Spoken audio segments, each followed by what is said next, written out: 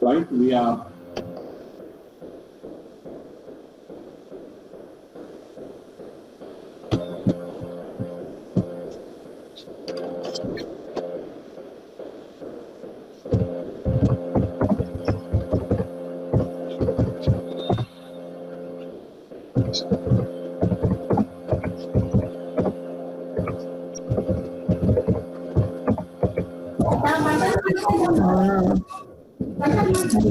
Class start అవుతుందిరా ఇప్పుడు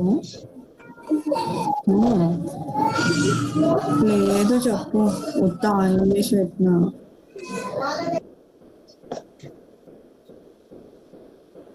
Good afternoon, sir. good afternoon. Yeah. Good afternoon, sir.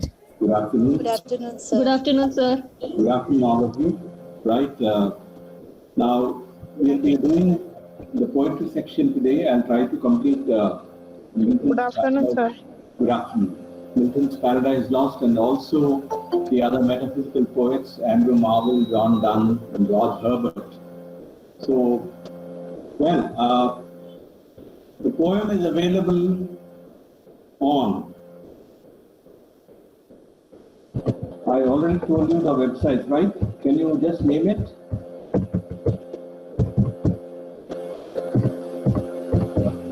Yeah, I'll put it here. Poetry Foundation. Right, exactly. British Library. Poem Hunter. Right. So, yeah, you can just navigate to that particular website and then just type, sorry, Paradise Lost, Book 1, and then you will be able to read the poem. Well, some of you say that I'm not audible, but I think I'm audible to many, and some have problems with their, I think, either with their mobiles or with their systems. So, yeah. Now, I just gave you a background to Milton, and then, how Milton's involvement in the politics of his time. He was one of the, what should I say, spokespersons of the Puritan Revolution and government later. He worked under Oliver Cromwell. Now, these are the important critical works on Paradise Lost in Milton, so we can quickly have a look at it and then also take a snap. Well, now Paradise Lost is written in 12 books. Now, epics are written in the form of books, so don't think books mean in individual, bound volumes. Okay, so the term is books. So you have 12 books in Paradise Lost. So either it could be 12 or 24. Now, if you take Homer's Iliad and Odyssey, you have 24 books, right? Four volumes meaning. So, but Milton's Paradise Lost is in 12 books. Now, if you want to read Milton, now you can focus on these books that I mentioned. Book 1, 2, 6, 9, and 12. Book 1 talks about, it's the opening of the epic, and then it takes us into the middle of things, in medias res. Then you are introduced to the action, the middle of the action, that is Satan in hell, after the war in heaven, and then book 2, the consultation, and then the journey through chaos, and also book 6 about the war in heaven. Book 9 is very important because you have the temptation of man, Adam and Eve, in book 9, and book 12 is God's punishment. That is, Adam and Eve are thrown out of paradise, and so they lose their paradise. So now, just a second, yeah, okay, right. Now, can anyone read this slide for me quickly? Yes, sir. Yeah, go ahead. Paradise Lost in 12 books, book 1, 2, 4, 9, and 10. It says creation and fall of man, Felix Kalpa, happy fall. Genesis 1 to 3. Isaiah, Revelation. Reference to Saturn, Book of Job, War in Heaven. Providence, Free Will, Anti-Calvinism, Predestination, sorry. Yeah. The origin of evil. That will do. Thank you. Yeah. Now, this is the. Now you must understand one thing, that you have the text with you. That is, you have the material with you. That is only for your. You have a summary of it. So you have to read that, and also, what we do here is to help you understand that. Okay, so to give you a kind of a context to understand the material that you have. So you are supposed to read the texts. So don't think that only you just read the summary of it and then that's it. No, you are supposed to read the text and use it only as a guide. So okay. So I already referred to the study guides which are available online. I already referred to sparknotes.com. Okay. Then you have greatsaver.com. And you also have websites like cliffnotes.com, right? So Macmillan study guides, Penguin study guides, so all of them will help you, okay? So search for all these things now while preparing for the examination. Now, Paradise Lost of Milton is a very important unit, so you will get essay question from that, so you focus on this. Okay, am I clear? Now, Yes, sir.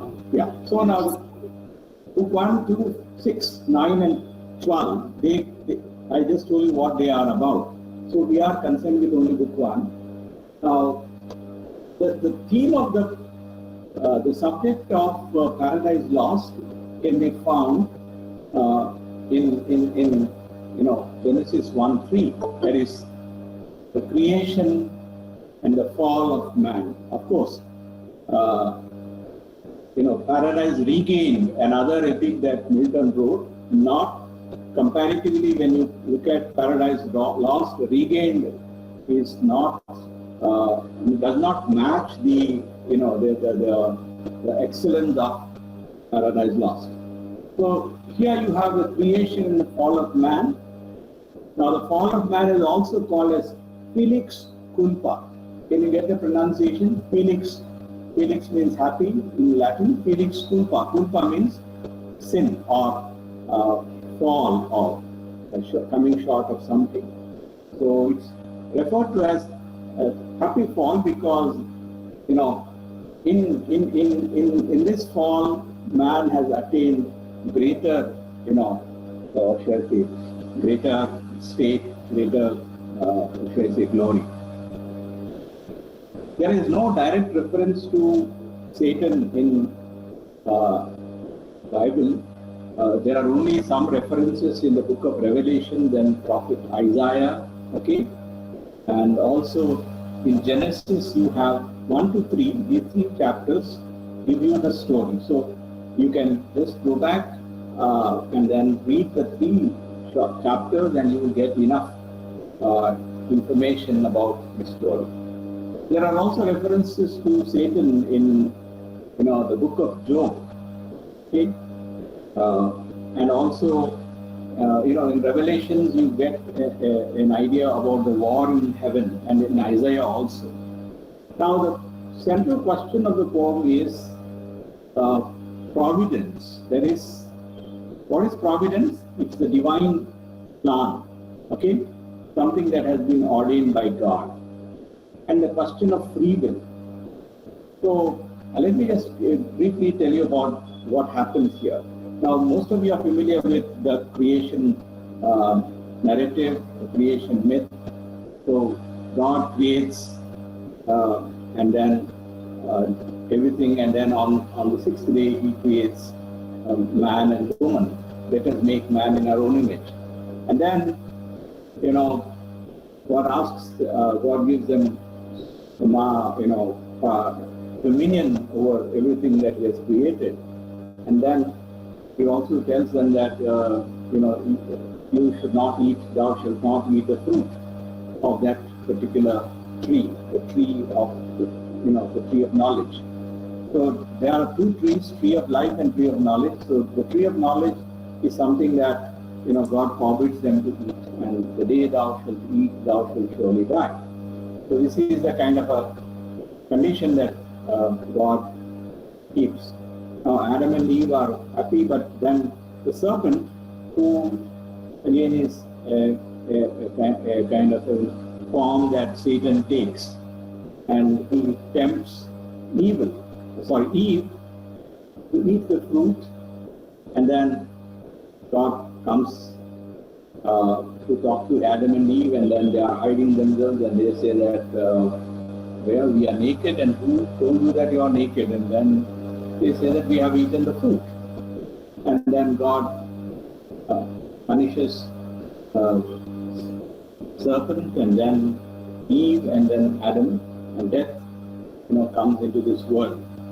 So, lest they should eat the fruit of life, God banishes them out of the Garden of Eden, okay? And then there are angels, the seraphims, okay, who are guarding the Garden of Eden. So this is the myth of the fall.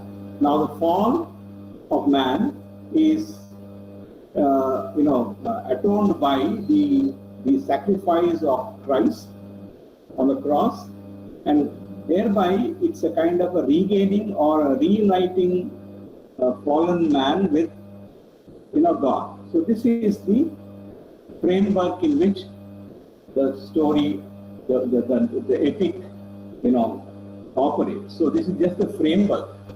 Okay. Now the question is that there are a number of questions here. The question is, God makes humans free, so they have the free will. Okay. So the poem is anti-Calvin. John Calvin was a Reformation theologian after Martin Luther, who talked about the predestination, that God already has chosen some people for salvation and some for damnation. So this is a very pessimistic kind of theology. So naturally, Milton did not subscribe to this. So that's why you find a lot of discussion about freedom and free will. Now, even if you go back, when you read Areopagitica, 1644, Milton talks about freedom, free to read whatever one wants. Okay? So that freedom is built into human conscience. Okay? So the question is, was God all powerful? If God is all powerful, then why did he not prevent Adam from transgressing, or Eve from eating the fruit? So please, it's not an apple, okay? It's a fruit. It's a symbolic thing. Now, so there are many controversies and theories concerning how the evil entered. Okay? So I would just like you to look at these references that I've given. The Manichaean dualism, okay, where Manes or Mani is a Persian spiritual leader of the 3rd, 4th centuries, okay, and he was basically a Gnostic, belongs to that Gnostic sect, and there is this dualism of, there are two forces operating in this world. One is good and one is evil. So this dualism was brought into Christianity also by many other thinkers of that time. One is the Cathar, or it's also called as the Albigensian heresy. Now it was a French in France. This heresy. What is a heresy? Can anyone here tell me what a heresy is?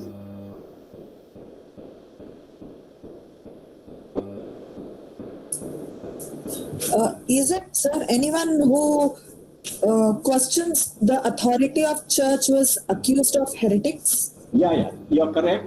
Yeah, anything that goes against the, against the doctrines which are considered to be authoritative, that is called a heresy. You are right. Okay. Yeah. Thanks for that. So now, so Cathar heresy, or it's also called as Albigensian heresy. The principle of two gods is called as the deistic principle. Two deistic principle, meaning there are two gods. One is good and the other is evil. So this heresy was condemned.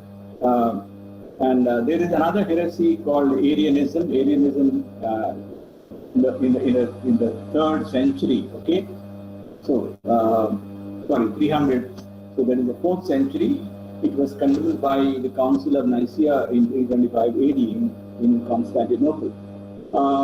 Now this Arianism propounded that the Godhead and then the Holy Spirit and then Christ, the person of Christ. So there was this three different. So critics say that there are certain aspects of Arianism also in Milton's Paradise Lost. You can take note of this.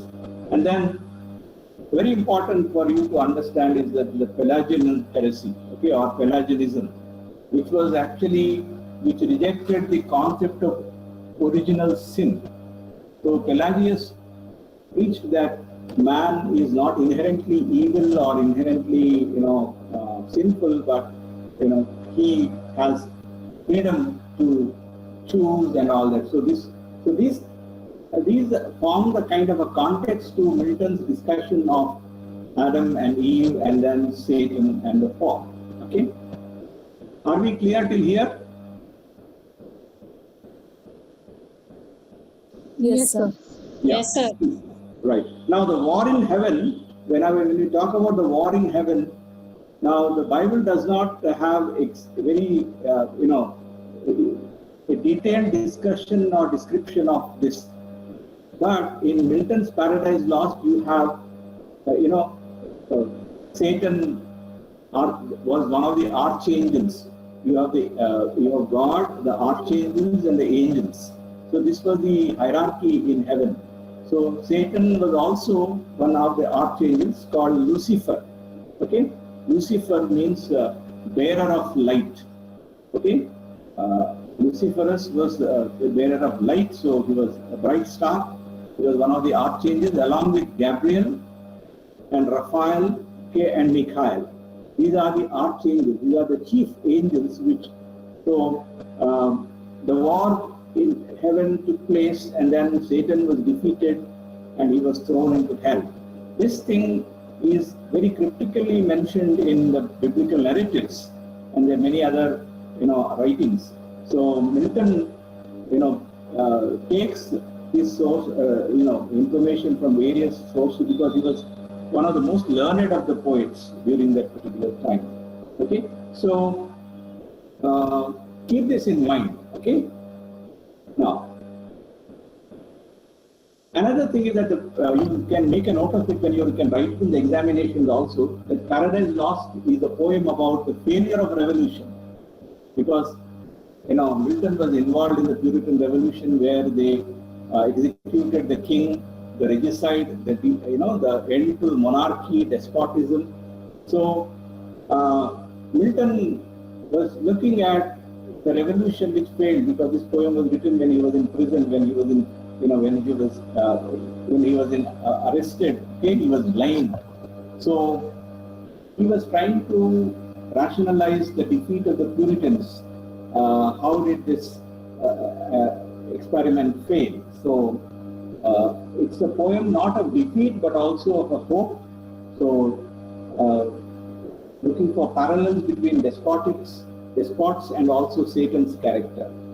So, and please remember this in your exams. Please make a note of this, that Milton wrote a Latin treatise translated into English as the Christian doctrine, called De Doctrina Christiana in Latin. So the Christian doctrine, which critics consider to be a kind of a gloss for Paradise Lost.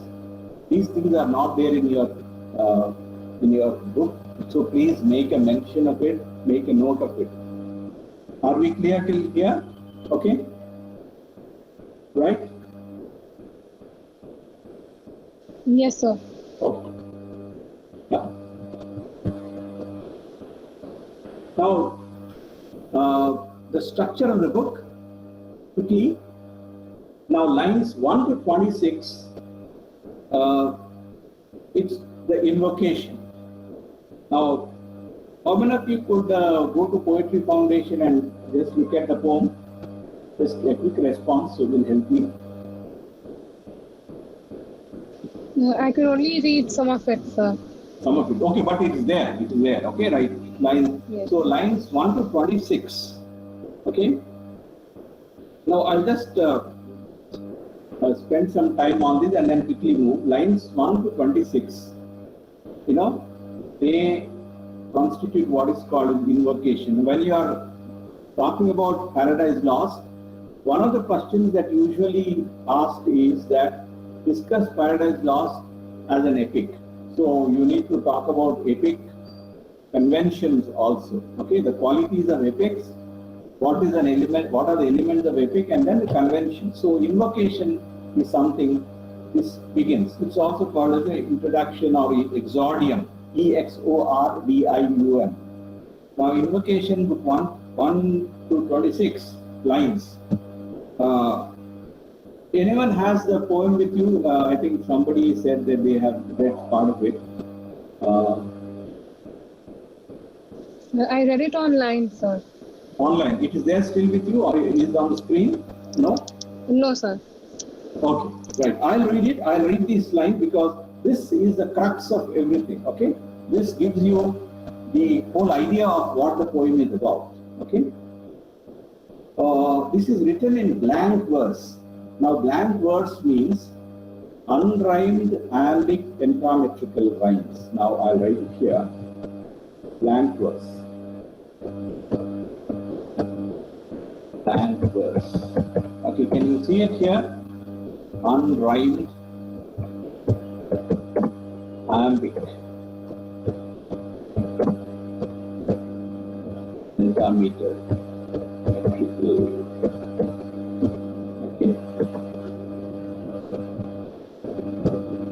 Yeah. Can you read it? Unrhymed iambic pentametrical lines. Pentameter means you have the 5 units, 5 foot. Well, now every line, if you can count the syllables, every line will have 10 syllables. Okay? And those 10 syllables are divided into 5 feet, 5 units. Each unit is an iamb. Okay? Can send link, story link. There is no story link here. This is a Poetry Foundation. Okay, I'll put it here again.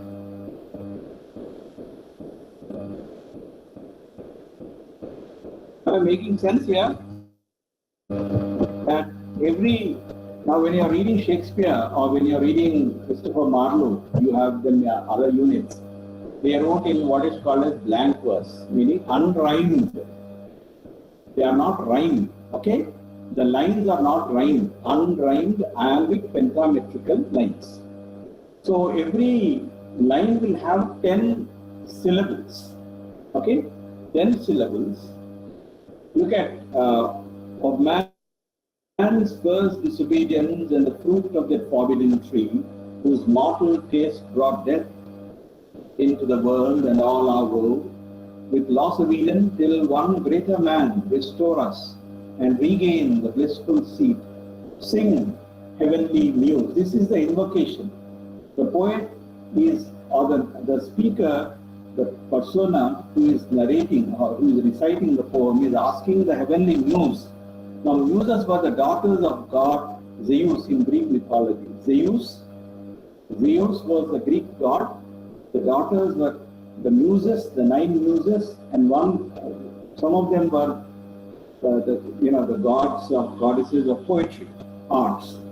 So usually traditional invocation is directed towards the muses, but since Milton is writing from a Christian background, he doesn't actually pray to the muse in the sense of the Greeks, but he is praying to the divine spirit, the Holy Spirit, okay, the Parakletos, okay.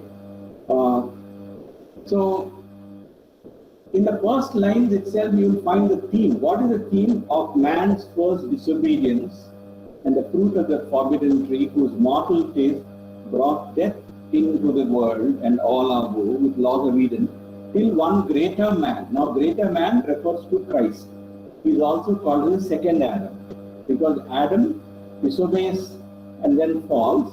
Christ obeys and then regains. This is the scheme. This is the parallelism that you find in the poem. So, well, now, and he also, now Milton, what he does in his invocation is, he is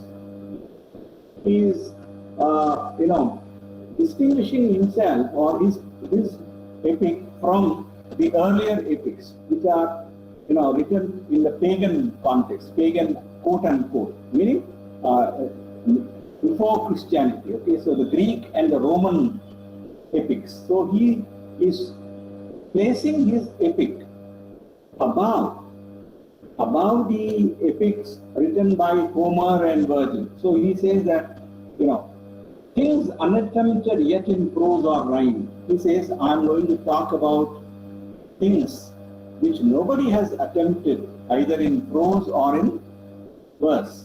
So this is a very tall claim, don't you think? Milton is making a very tall claim here, saying that what I have written, nobody else has written. So now, and then, say first, for heaven hides nothing from thy view. This is called the second part. Can you see it here? He uses what is called as the initium, I-N-I-T-I-U-M, initium.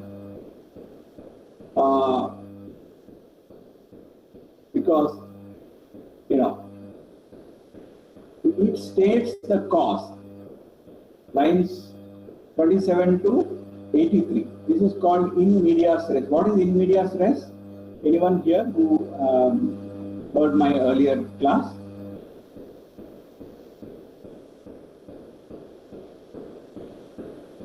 In medias res means in middle of things. The epic from here on talks about Satan's descent, Satan's now actual location, that is now Satan is in hell. So this is, the action is in the middle because Satan's fall already had occurred. Okay? Satan had already lost his war. Now he is in hell along with his fallen legions. So now Satan's, can anyone read this for me? In medias res. From Satan's first 2 speeches, sir. In medias res, hell, 27 Hell. pages. Yeah. Okay, initium states the cause. Description, the fallen angels state. Satan's first 2 speeches. And, Should I continue, sir? yeah, continue. And Wieselberg response, 84 to line 191. Leadership, heroism, victim, devious, rhetoric, contradictions, pain, regret, defiance, similes, used pond to Satan's dubious nature. Thank you. There is some spelling error there. Thank you. Now I just want you to take a quick look at this. Now lines 84 to 191. Now earlier we saw 27 to 83, which is the initium, which asks questions and provides the answers. Say first, for heaven hides. say first what cause moved our grandparents in the happy state.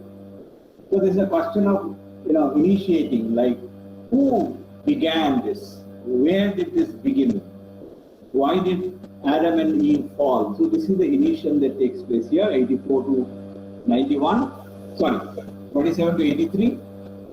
Now here you have Satan and the description of hell. Okay. And then from 84 to 191, you can see that you come across the Satan's first two speeches.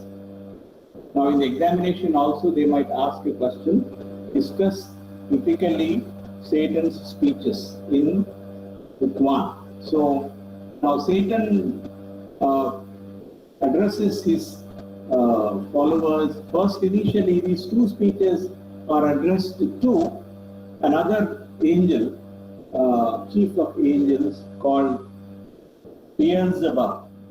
Beelzebub is also referred to as the Lord of Flies, one of the Canaanite gods. Okay,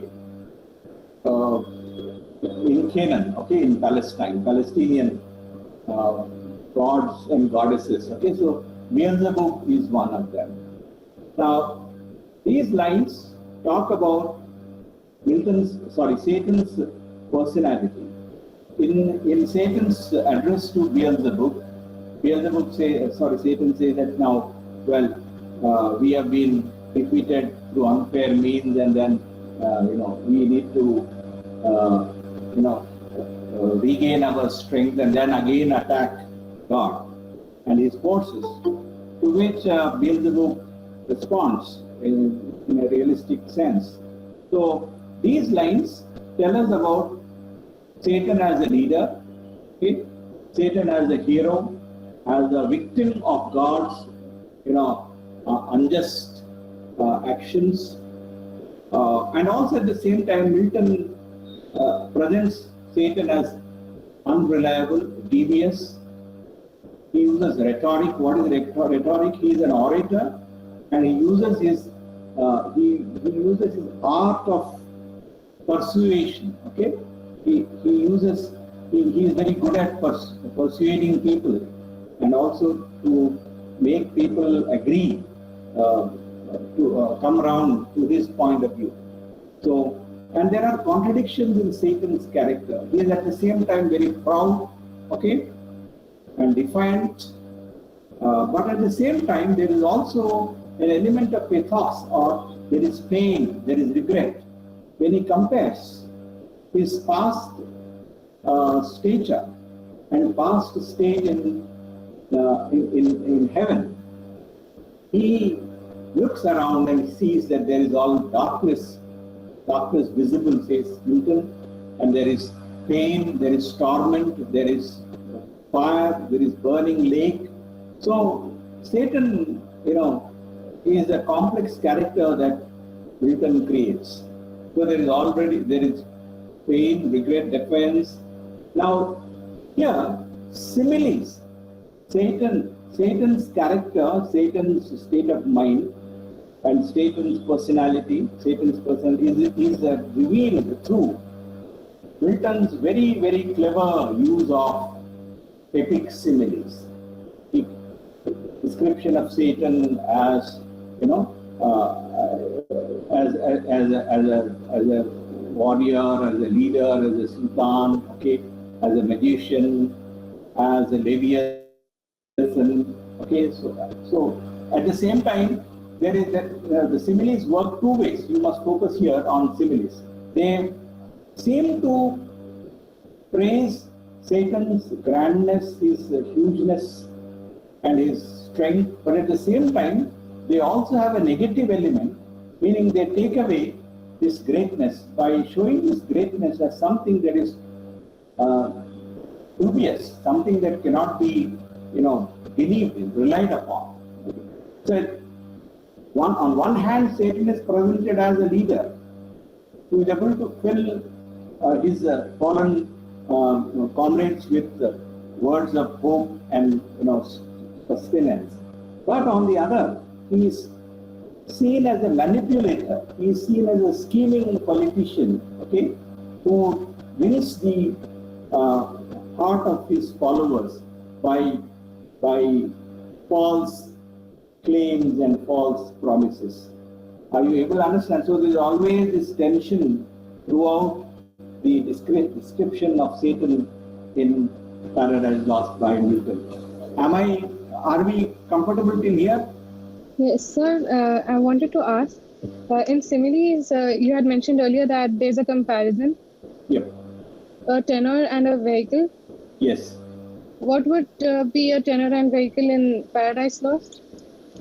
Now it depends upon let me just quickly take up a simile. I think I already talked about it, okay?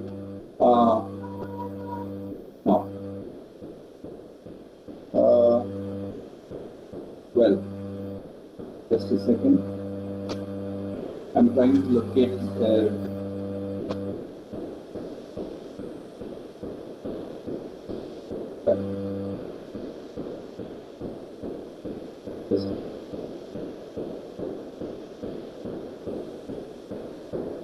now, lines 280 or so now.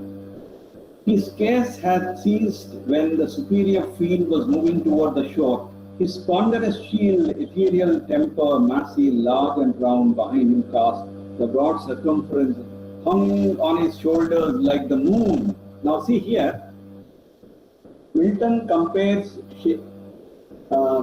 Satan's shield to the circumference of the moon, which is viewed through the telescope of Galileo. Now here, the tenor is the shield, the vehicle is, the moon. Am I clear here? Yes, sir. Thank Love, see, my love is like a rose. you. Yes, sir. Robert Burns. So love is the tenor, vehicle is something that describes it. Okay, so that's Like a red rose would be the vehicle.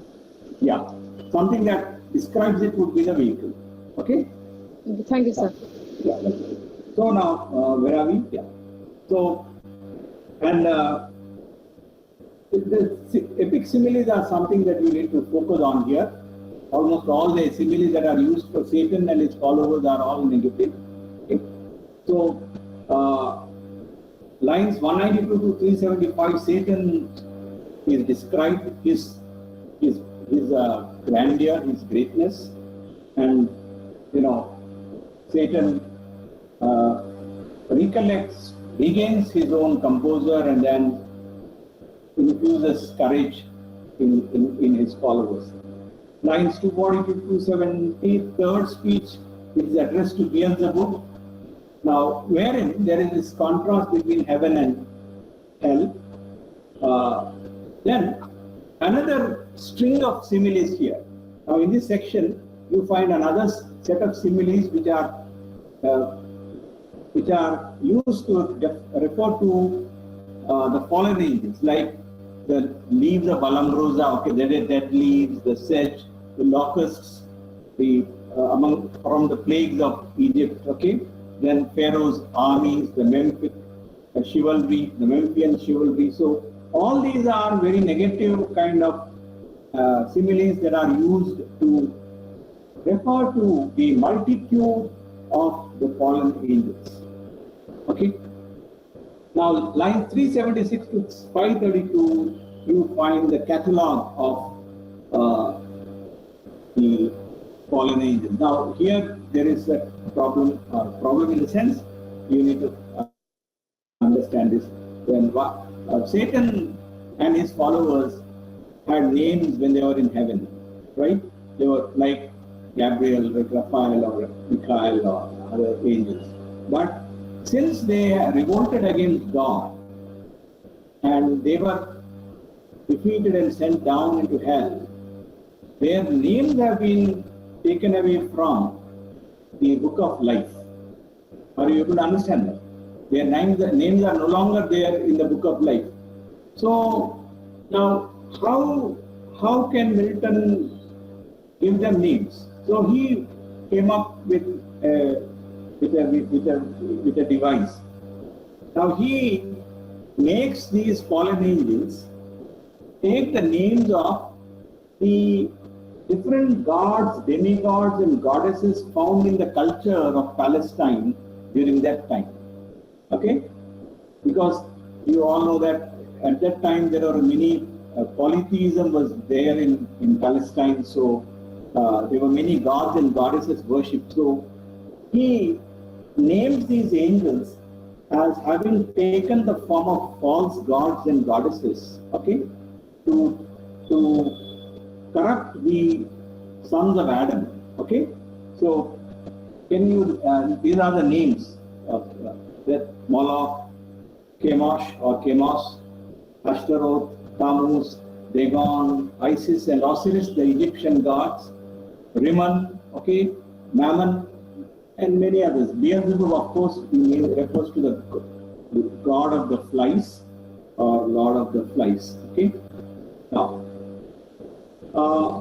Now you need to focus on, how does Milton Now the next lines are about Satan's plan to defeat God, either through war or guile, meaning either by waging a direct war, which is not possible because they already have tasted the power of God. So now here becomes the germ of the poem.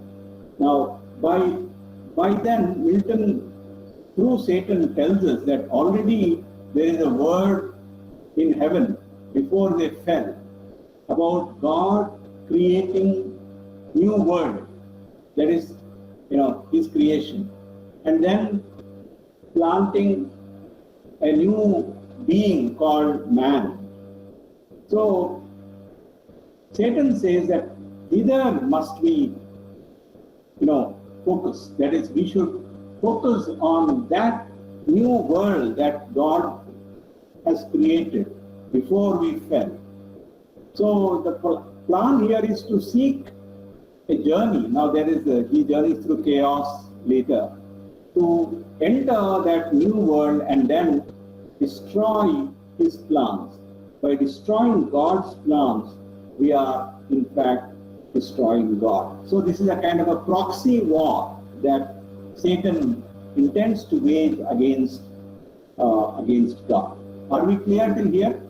And then the next section is the wonderful description of the pandemonium, that is the building of construction of pandemonium. Pandemonium is a word that Milton coined. Pan means all, demonium means a place where all devils, dwell. So pandemonium. Now the description of pandemonium is one of the amazing feats, of Milton. He talks about how, the destruction of the bowels, of nature, and then how they bring out these minerals and all, the ores, gold and other things. So this is a very wonderful description. You can just read it at your leisure. Now, what is significant here is that Milton presents Satan as a true democrat, meaning he is interested, or he wants to consult. The great consultation began. That's how the book 1 ends. But before the consultations begin, Satan has decided what should be the course of action. So, in book 1, we are presented with Satan as a leader and at the same time as a dictator. Are you able to understand? Okay? Are we clear till here? Yes, sir. Okay.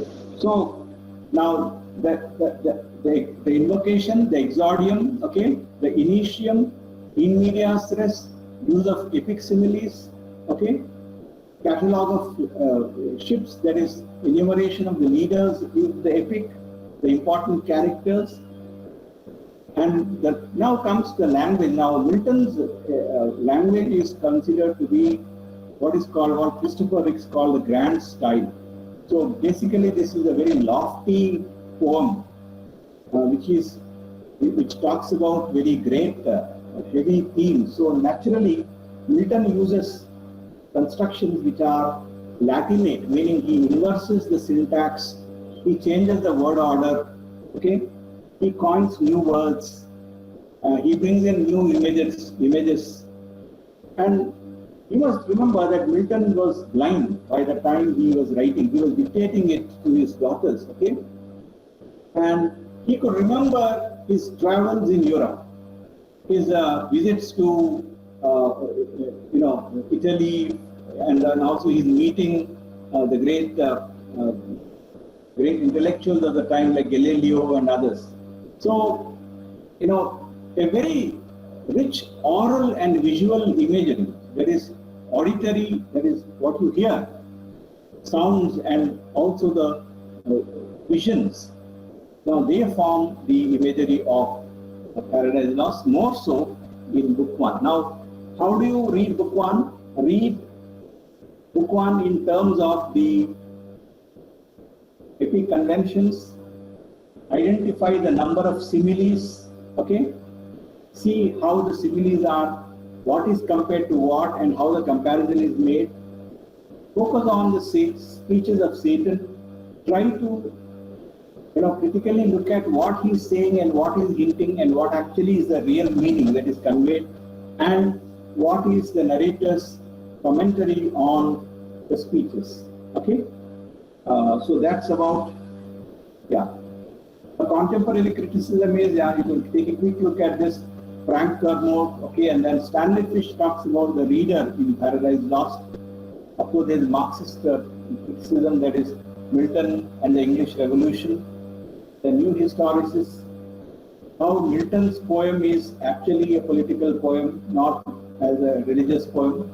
Then there are feminist readings also. The problem of Eve and hierarchy. Was Eve made culpable, or is Eve responsible? Milton's portrayal of woman, of course, that doesn't happen in book 1, but just for your information. And post-colonial reading, meaning how Milton's Paradise Lost partakes in the colonial discourse of the 16th and late 17th century. So this is about Paradise Lost. I think I'll move to the metaphysical poets. Shall I do that? Yes, sir. Yeah. Now, see, there are so many resources which are available. Okay, Spark Notes gives you a lot of information, so you can follow that. If Notes, they are all freely available on websites. Please don't hesitate. And then any good, I'm using one. Okay, this is Penguins. Any good edition of, they are all available on different websites, free to download. I would not tell you where, but you can search for it yourself and then find out, because Oxford and Penguin, Macmillan, Signet, different editions are. So anything gives you a good introduction, and also the notes. One thing is, don't be put off by the number of names that you come across in Paradise Lost, because of course it is an epic. There are so many biblical references.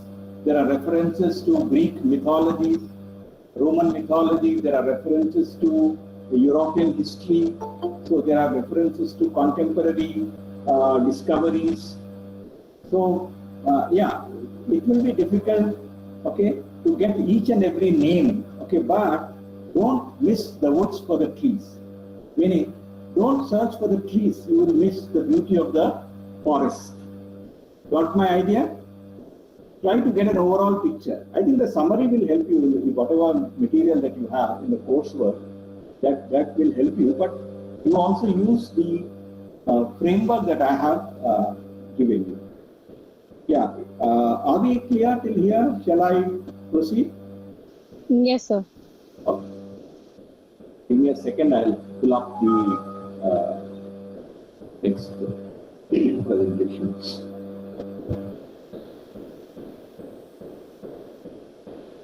We are doing, metaphysical poets. You have John Donne, you have George Herbert, and then Andrew Marvel. Okay, if I am not wrong. Am I clear? Am I correct regarding that? Yes, sir. Okay. Yes, We will sir. quickly try to look at these different poets. Well.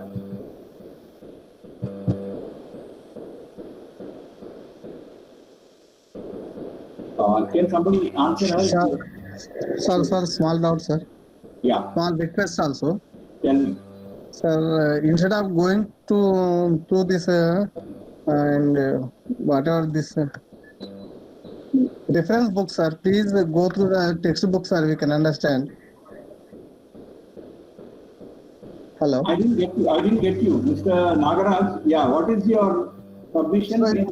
So instead of telling all these things, please go through the textbook, sir. So because of there is no time for examinations, most probably in the second week of next month there will be the examination. We don't have that much time to collect the information, all these references sites and some other places, sir. Please go through the textbook, sir. Then we can at least we can see in the textbook and we can understand. See, now I don't understand this. Now already it is there in English, so you all can follow it. So what is the point in my reading it again? It will be a school kind of a thing where I'm taking you through the, different pages and the page numbers and all. See, you must understand that you must spend time, okay? So you are doing an MA course. So you have to spend time to read the texts. You cannot say that we don't have time and to read the texts. This material is there with you, okay? So you should have gone through that material. And when we are meeting you for weekend classes, you are supposed to, read them and then ask us questions about certain things that you find difficult. What I'm trying to tell you is that, see, I'm not asking you to go and read all those references, please. I am giving you, and if you have followed me carefully, you will understand that I have put things in a nutshell. I have made it so easy now. I gave you the gist of the entire book 1. Are you able to understand this? Now, if you say that, sir, we cannot, how do we read now? We don't have time. Then, yeah, maybe I can't help you there. I'm not asking you to read all the material that I gave you. The references. But you should know, as a student of MA, that C.S. Lewis did write about Paradise Lost. So Frank Kermode or Christopher Hill, these are the names. So, try to be wise in using the material that I'm presenting here. Use it to write better answers, not simply whatever is there in your, course material. Are you able to understand it? I cannot just go on giving you summaries. I am doing that, of course, but what I'm trying to tell you is that how to read it. Okay?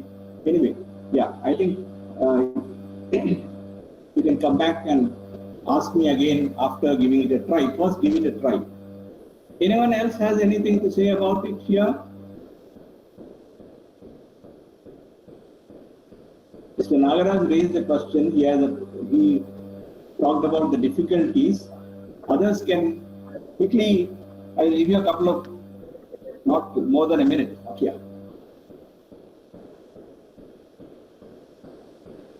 Anyway, yeah. Now, what is metaphysical poetry? Okay. Now, well, it refers to a group of 17th century poets. Now, 17th century means beginning with 1600s. Okay. So Shakespeare was still alive at that time. 17th century poets, okay, who were either directly or indirectly influenced by John Donne. Don't say Dunny, okay? John Donne, who can be read as a group of poets having some similarities because the imagery that used, okay, and their poetic procedures, the way they write. There is some similarity among these poets, and they were grouped as metaphysical poets. And they could be secular poets. They wrote about, they were secular writers like Cleveland, okay, Marvell and Cowley. John Donne was a secular and sacred poet because he was both a religious poet. He was Reverend Dr. John Donne. He was the Dean of St. Paul's in London.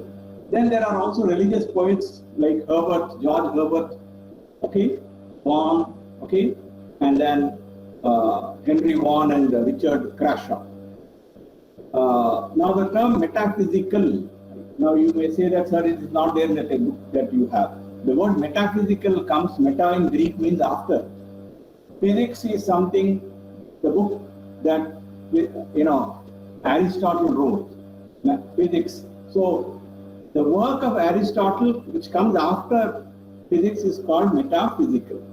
Now, why was this word used, term was used? Because these poets were writing poetry which was speculative, which was philosophical, which dealt with ideas rather than what is called as emotions and feelings. Okay? Am I clear till here? Yes, sir. Yes, sir. Yes, sir. Yes, sir. Philosophical, like the philosophy of Aristotle after his work called physics. Now, quickly, first, who used this term metaphysical? It is said that William Drummond of Hawthorne, okay, who in one of his letters talked about the metaphysical poets. The second reference to metaphysical poetry comes from John Dryden, okay, who talks about John Donne as affecting metaphysics, meaning he was writing in a particular style. Okay? Then the third most important reference you come across is Dr. Johnson, Samuel Johnson, in his Life of Cowley, Abraham Cowley, the poet. He talks about these metaphysical poets, Donne and others, who attempt to bring in diverse, elements, discordia concourse, okay, heterogeneous ideas yoked by violence together. Meaning, these writers were writing in a different style. These writers were writing a new language, a new idiom. Okay? Well, now, what are the features of metaphysical poets? Quickly, okay? What are the features? Can anyone read this so that I can comment on this?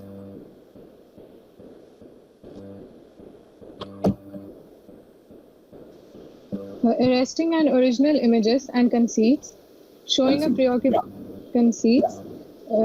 preoccupation with analogies between the macrocosm and microcosm.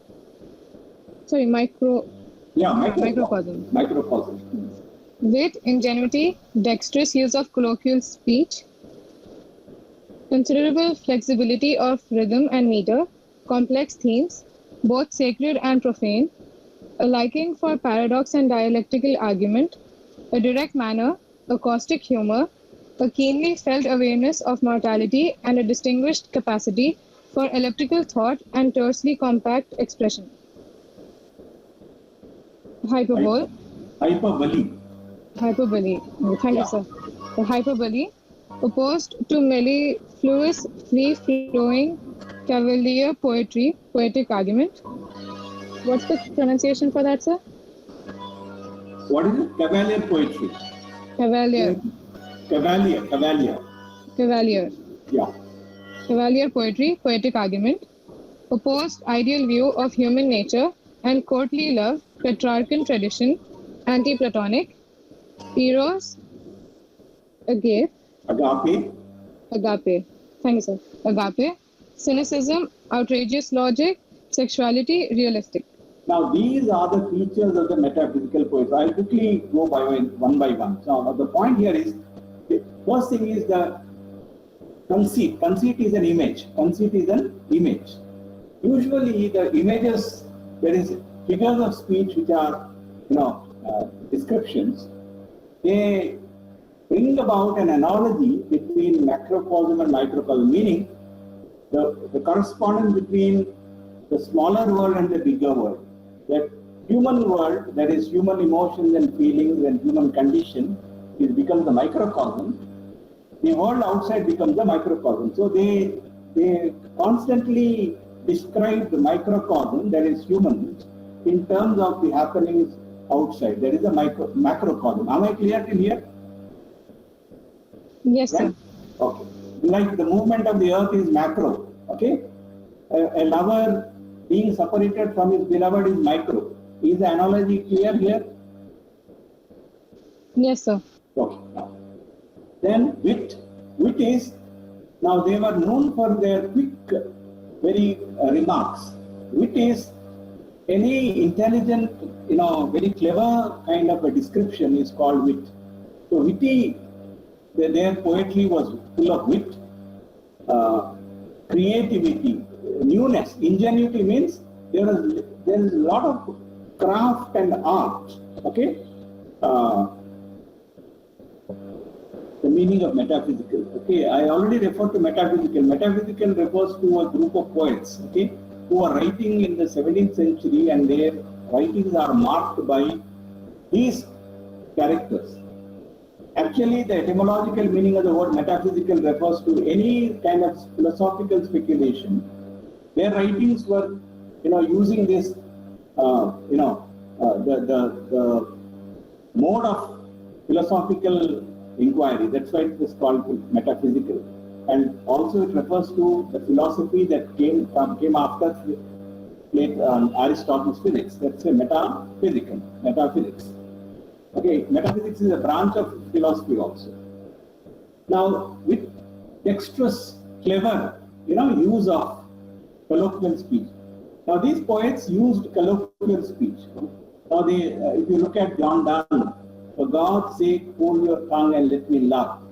Now, you don't usually come across lines like this in earlier poetry. So, they were using colloquial speech. Colloquial means common speech. Then, of course, they experimented with rhyme, rhythm, and meter. Now, rhyme, rhythm, and meter are two different things. Rhyme is a part of prosody, meter. First line rhymes with the third line, or second line rhymes with the fourth line, or that is called rhyme. Rhythm is the internal, the flow, the rhythm, the music that you find in any language is called rhythm. So, rhyme and rhythm, they discussed complex themes, both secular and profane. Profane means not secular, not sacred. Okay, sorry, not sacred, profane. The very title of the poem that you read is canonization. Canonization is a profanity because basically it refers to the Roman Catholic ritual of making somebody a saint. That is called canonization. And in this poem, Donne talks about the canonization of the lovers. The two lovers become saints of love. So this is profanity.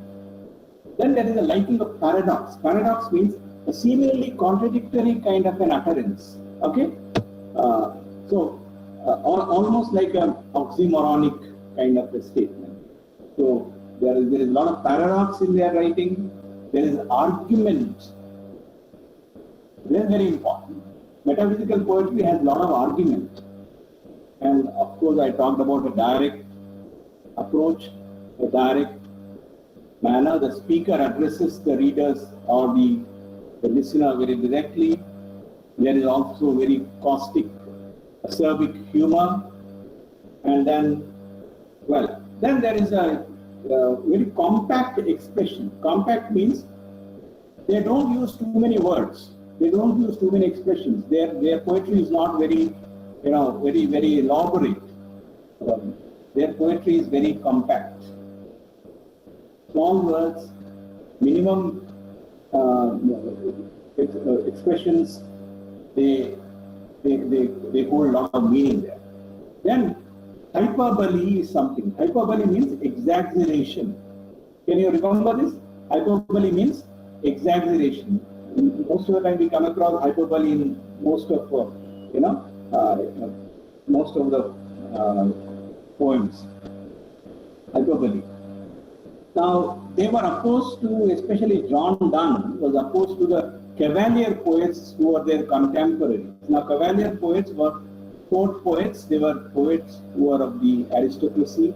They were writing love poetry. They were mostly writing about in the chivalry, the kind of, should I say, the values, being a gentleman and all that kind of thing. So, and their articulation was very free flowing, very mellifluous, very musical. Metaphysical poetry countered those modes of poetry. And instead of that, their poems were not an expression of feelings as such, but they were argumentative poems, as though somebody is conducting an argument, a debate or something like that. So their poems are like that. Then the very important thing is that poetry is opposed to the Petrarchan courtly love tradition.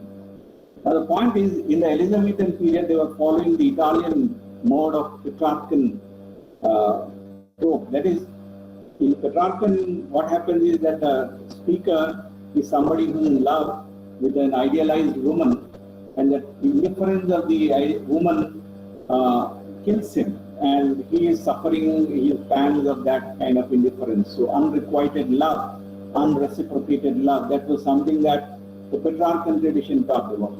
Many of the Elizabethans were also, using that Petrarchan format, where love was idealized, something like a platonic love, something like, the agape or godlike love. In contrast to that, the metaphysicals used what is called as a very sensual physical love. In the Flea, the poem that you will be reading, or you can read on your own, the Flea is about a physical love, not an idealized love. It's a very physical kind of erotic. So the word eros. Now, in the Western tradition, in the English tradition, you have what is called, in the Greek tradition, you have 4 kinds of love. Okay, beginning with eros, philia, storge, and then the last one is agape, which is the divine love. They were not talking about agape, they were talking about eros, which is the first form of love. There is cynicism also. Cynicism is, a negative kind of, I'm simplifying here, a negative view of the reality, meaning nothing good can happen, or things will not change, or what good it is, okay. So this is cynicism. So in John Donne's poems also you find a lot of cynicism, okay, about women being inconstant and common stereotypes, okay. Well, very chauvinistic kind of a,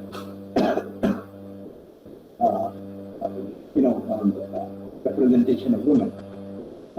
And then outrageous logic which you consider to be actually, not normal. I mean, how can you discuss a set of things in terms of another set of things?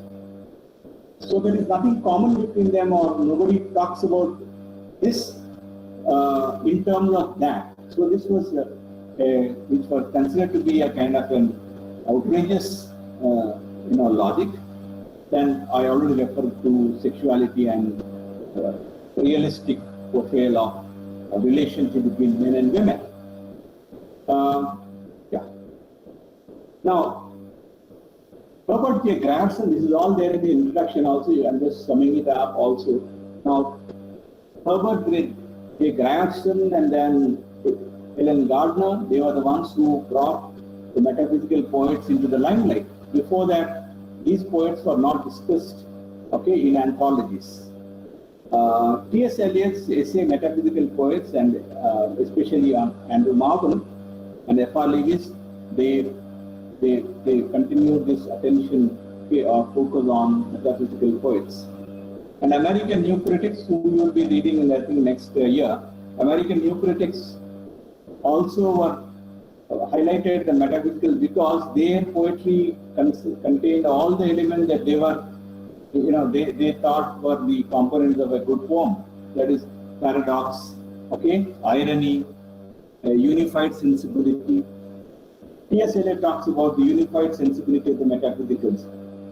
He says, a thought to done was an experience, sorry, not feeling. A thought to done was an experience. So the distinction between what is thought and what is experience and what is feeling, I think that T.S. Eliot says that came later.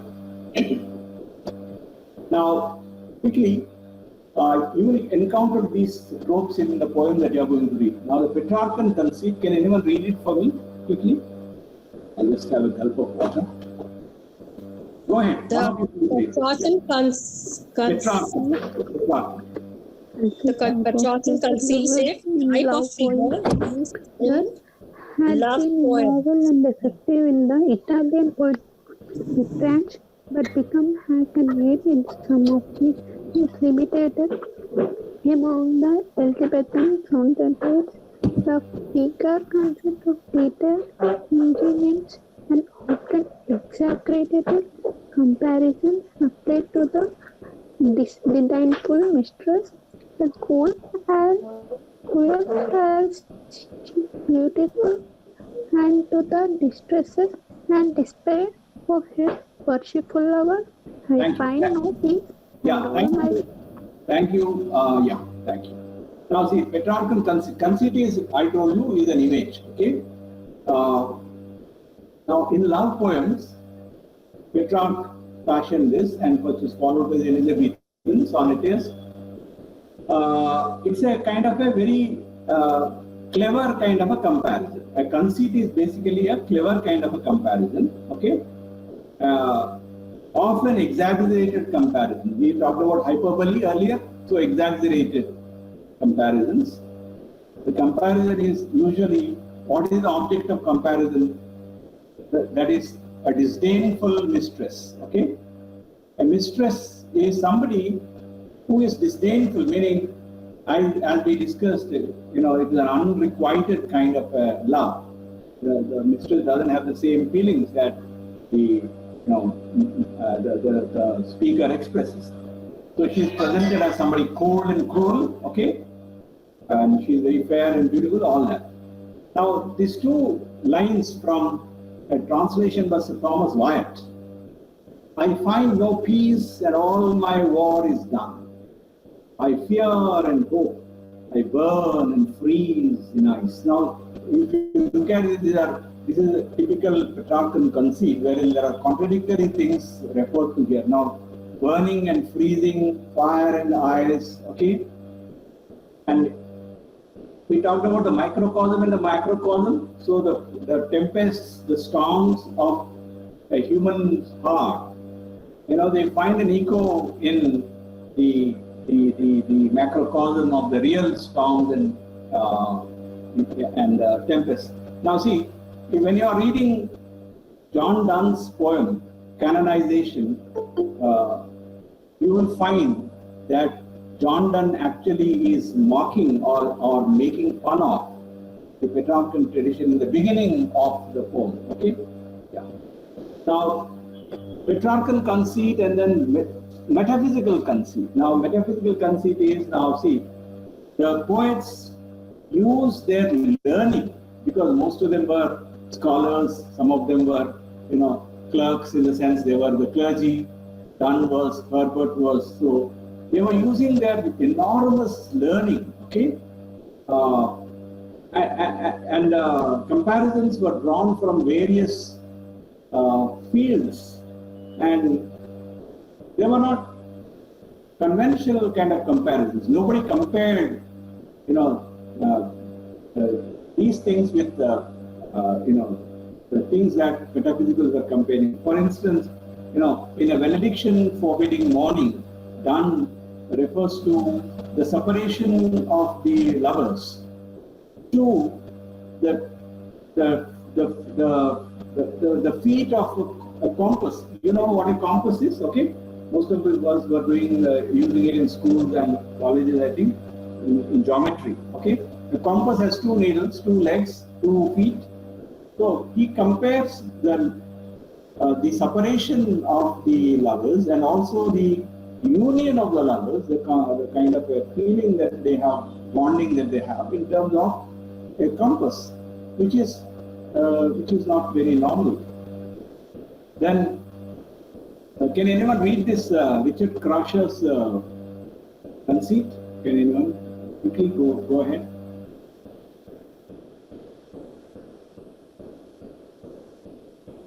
The metaphysical poets No, explore not that. Richard Krasher's description in Saint Mary Magdalene. description in Saint Mary Magdalene of the tearful eyes of the repentant Magdalene as two faithful fountains, two walking baths, two weeping motions, portable and compendious oceans. Thank you.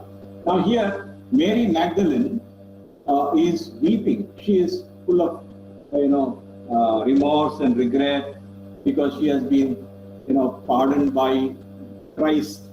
So she is in tears. And how is her weeping, or how is her state of mind expressed? Like her eyes are compared to two faithful fountains, two walking baths. Fountains I can understand, but baths is something little very colloquial, right? Two walking baths. Now see, most of you will understand this. See, if somebody says that Robert Burns says, my love is like a red rose. But if someone were to say, my love is like a green cabbage, that would sound very, do you think that would be a normal comparison? No. No, yeah. So that would be something out of the ordinary. Similarly here, two walking baths, two weeping motions, portable and compendious oceans. So Magdalene's tears are compared to these oceans in baths. Bath is very small, the bathtub is very small, and then opposite is an ocean. So this is the kind of imagery conceit that the metaphysicals were, dealing with. So yeah, now you have 3 poems. I think 4 poems here. Just let me look at the poems. You have Gunn's canonization, okay, and then let's quickly look at it. Gunn's canonization, and then flea. You have the flea also. Yeah, the flea. Then George Herbert's pulley, virtue, and then marvels to his coy's mistress. Okay. So all these poems, when you are reading them, there is also a summary. Go to poetryfoundation.org. You will understand. See, one thing, let me tell you one thing. You will understand these poems. It's not T.S. Eliot or modernist poetry.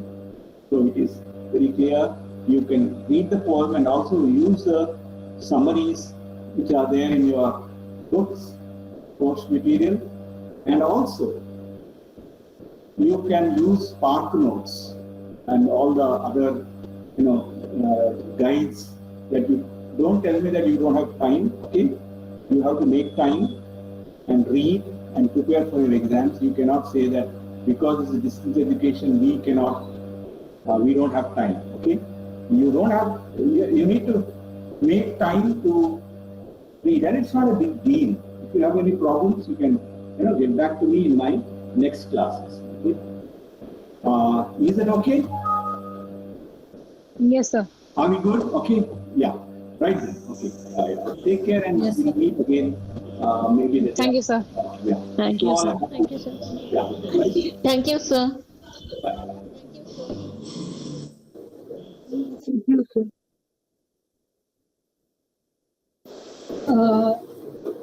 Did he complete Paradise Lost today?